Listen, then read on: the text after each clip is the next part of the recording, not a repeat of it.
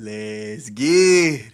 All right, fam, we have to jump to the scene because it's going to blow your mind. All right, this is going to blow your mind. Look at this. Breaking. Angel Reese is being traded to the Atlanta Dream. The Dream are trading a 2027 first-round pick and 2028 first-round pick to the Chicago Sky for the two-time All-Star and 2028 second-round swap rights. Sources tell Kendra Andrews. Kendra! That's the face of a man who just had his entire basketball world flipped upside down. April 10th, 2025. Angel Reese, two-time WNBA All-Star, franchise cornerstone for the Chicago Sky, just got traded to the Atlanta Dream. And if you're watching his reaction, you can see this wasn't just news. This was personal. He's got tickets to see the Fever play the Dream on June 20th, and now instead of watching his Sky compete, he's about to witness the biggest rookie rivalry since Bird and Magic play out in his own backyard. But here's what makes this trade absolutely fascinating. Chicago gave up their franchise player for 2 future first-round picks. The Dream surrendered their 2027 and 2028 first-rounders, plus second-round swap rights in 2028. On the surface, that sounds like a rebuild move. Except the Dream already have 2 established centers in Brittany Griner and Brianna Jones. So what exactly is Atlanta's plan here? Yo, this is wild. Now, I know I had a video basically talking about tanking for Juju. And yeah, technically, they lost their pick for 2027 and 2028. I was just joking about the Juju tanking. Honestly, I was just joking. And it could possibly turn into reality. Like, this is crazy, man. This is crazy. Look at that analysis. He's working through it in real time, trying to make sense of roster construction that seems contradictory on its face, because he's right to be confused. The Dream currently roster Brittany Griner, who's 34 years old and still averaging 17.8 points per game. They've got Brianna Jones at the 4, who's been their defensive anchor for 3 seasons. And now they're adding Angel Reese, who at 6 point needs significant minutes at either the 4 or the 5 to maximize her rebounding prowess. Last season, Reese averaged 13.5 rebounds per game, leading the entire league in that category. You don't acquire that kind of production to bring someone off the bench, so the only way this makes basketball sense is if Atlanta is planning to move on from their veteran frontcourt. Griner's contract expires after this season. Jones is entering the final year of her deal. The Dream could be positioning themselves for a complete youth movement, building around Reese's 23-year-old frame and her proven ability to dominate the glass. But that's a massive gamble. You're trading established playoff experience for potential. You're betting that Reese can be the centerpiece of a contender, not just a complimentary star. Then, I guess this makes sense. And maybe you're looking to go for a big in the draft. Let me see. So I've been looking at this, right? Now, I honestly don't agree with this. I think bets might be going here. Maybe you bring AZ down to the Mystics, which I think Amore and AZ could run the 1. And whoever playing better or whatever, that's who starts. That's who come off the bench. Although I feel like both of them are starters with their level of talent. But now he's looking at the draft implications, and this is where it gets really interesting. The Dream hold the 13th pick in the 2025 WNBA draft. According to most mock drafts, that positions them perfectly to select Tehina Paopao from South Carolina or potentially Olivia Olson from Villanova. Paopao is a 5-tower point guard who averaged 14.3 points and 4.8 assists in her senior season. She's a floor general who can run an offense and knock down the 3-ball at a 38% clip. Olson, meanwhile, is a 6'6" forward with legitimate stretch 4 potential. She shot 36% from 3-point range on 4 attempts per game last season, while also protecting the rim with 1.8 blocks per contest. If Atlanta takes Paopao, they're signaling they want to build a modern pace-and-space offense around Reese's interior presence. If they take Olson, they're doubling down on frontcourt size and versatility. Either way, they're constructing something specific. This isn't a panic move. This is calculated roster building with a 3-year timeline. The question is whether Chicago got enough value in return. 2 future firsts sound great, until you realize the Dream could be competitive by 2027, meaning those picks might land in the 8-12 range. Not exactly franchise-altering draft capital. Size with size, and then we have somebody that can stretch that floor as well as a 6'6" player, right? So that's what I was thinking. And if we don't use Okot with Aaliyah Boston, then she can at least come off the bench back up for AB, and then we figure out who else can be at the 4. Now, honestly, I want a 6'4" player. That's mainly who I'm thinking about. And one player that I think would be a gem in the rough is Justine, man, from Vanderbilt. Yo, this girl can stretch that floor. She can hit, all right? That girl can hit. She has size. He's circling back to the Fever now, and this is the connection everyone's going to obsess over. Caitlin Clark versus Angel Reese, June 20th in Atlanta. These two have been linked since their college days at Iowa and LSU. The 2023 national championship game where Reese's LSU Tigers defeated Clark's Hawkeyes drew 9.9 million viewers, the most watched women's college basketball game in history. That rivalry drove unprecedented interest in women's basketball. It created storylines, generated controversy, and most importantly, it brought eyeballs to the sport. Now the WNBA gets to capitalize on that dynamic for an entire professional career. Clark went first overall to Indiana in the 2024 draft. She immediately transformed the Fever into a playoff team, averaging 19.2 points and 8.4 assists, while breaking the rookie assist record. Reese went 7th overall to Chicago that same year, and she carved out her own identity as the league's premier rebounder. But they were in different conferences, different markets, limited head-to-head matchups. This trade changes that calculation. Atlanta plays in the Eastern Conference. They'll face Indiana 4 times during the regular season. 4 guaranteed Clark versus Reese showcases, plus potential playoff matchups. The league office has to be thrilled about this. These are the kinds of rivalries that drive ratings, sell tickets, and create appointment television. She said nothing about the tournament until Yaquez going crazy. I mean, if it's not clearer than ever now, I don't know what to say to the front office. I mean, she is literally in your office with a bullhorn saying, hey, get Yaquez.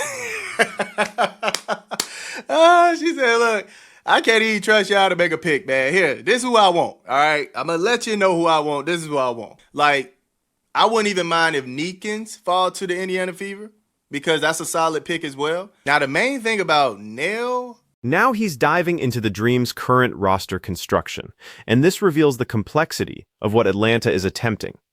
Alicia Gray is 30 years old, entering her 9th WNBA season.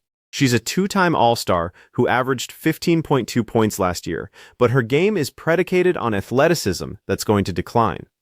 Jordan Canada is also 30, a veteran point guard who's been solid but not spectacular, averaging 9.8 points and 4.3 assists.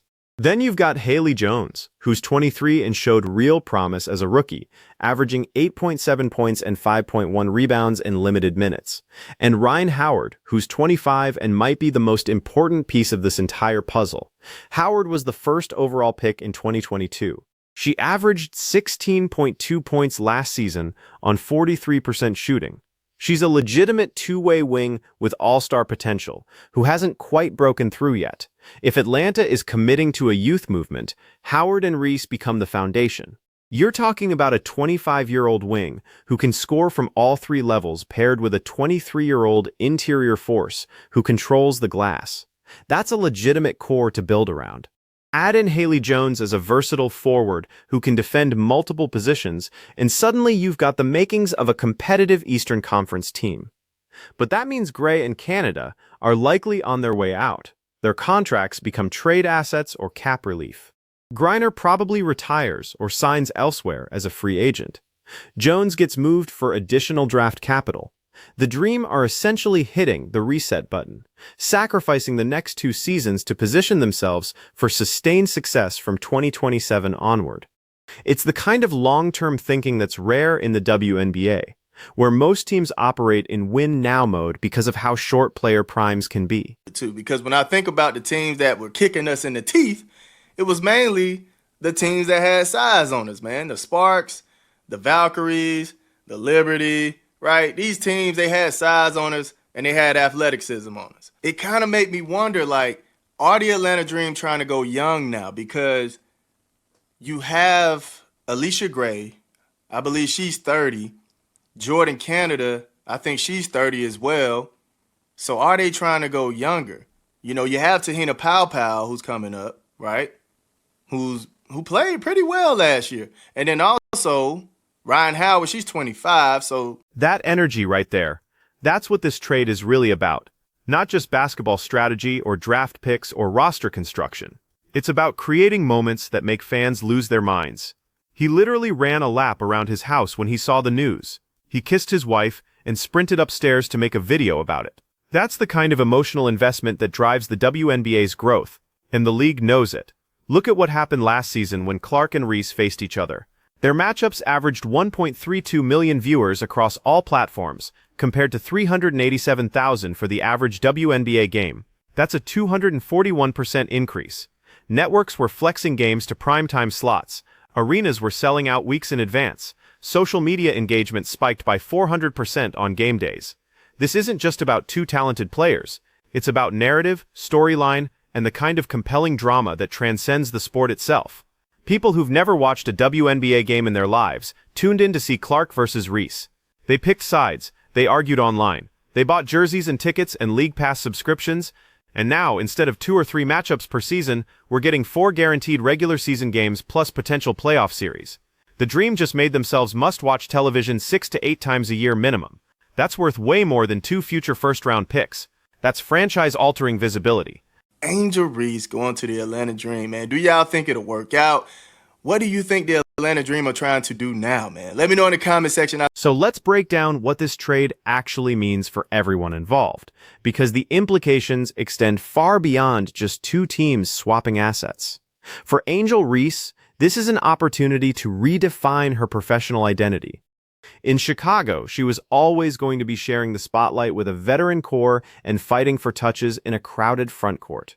The Sky had Camila Cardoso, the 6th overall pick from 2024, who's 6'7" and needs minutes at the 5. They had Elizabeth Williams, a 10-year veteran who's been a steady presence. Reese was productive, but she wasn't the unquestioned focal point. In Atlanta, she becomes exactly that. The Dream are building around her. She'll get 32-35 minutes per game, unlimited green light on the glass, and the kind of offensive system that maximizes her strengths. If she can expand her game beyond rebounding and develop a consistent mid-range jumper, she could make the leap from all-star to MVP candidate. That's the upside Atlanta is betting on. For the Chicago Sky, this is about asset accumulation and timeline management. They've got Cardoso, who's 22 years old and has legitimate franchise center potential. She averaged 9.3 points, 7.8 rebounds, and 1.6 blocks in just 23 minutes per game as a rookie. Give her 32 minutes and a featured role, and those numbers could jump to 15-10-2. That's all defensive team potential. Chicago also has the 8th overall pick in the 2025 draft, which positions them to take someone like Kiki Iriafen from USC or Sonia Citron from Notre Dame. Iriafen is a 6'3" forward who can score inside and out, averaging 19.4 points and 9.1 rebounds in her senior season. Citron is a 6'1" wing who shot 41% from 3 and plays tenacious defense. Either player fills an immediate need. So Chicago's plan becomes clear. Build around Cardoso as your interior anchor. Add a versatile wing in the draft. Use those 2027 and 2028 picks to either draft additional young talent or package them in a trade for an established star who becomes available. It's a 3-year rebuild with a clearly defined timeline. By 2027, Cardoso will be 24 and entering her prime. Whatever player they draft this year will be 23 or 24. Those future picks become 21, 22-year-old contributors. You're looking at a young, athletic core that could dominate the Eastern Conference for the next decade. The question is whether Sky fans have the patience to endure 2 or 3 losing seasons while that plan develops. For the Atlanta Dream, the calculus is different. They're not rebuilding, they're reloading. They still have Rhyne Howard, who's already proven she can score 16 per game in this league. They've got that 13th pick to add either a point guard or a stretch 4. And now they have Angel Reese, who instantly makes them one of the best rebounding teams in the WNBA. Last season, the Dream ranked 9th in rebounding at 33.2 per game. Reese alone averaged 13.5.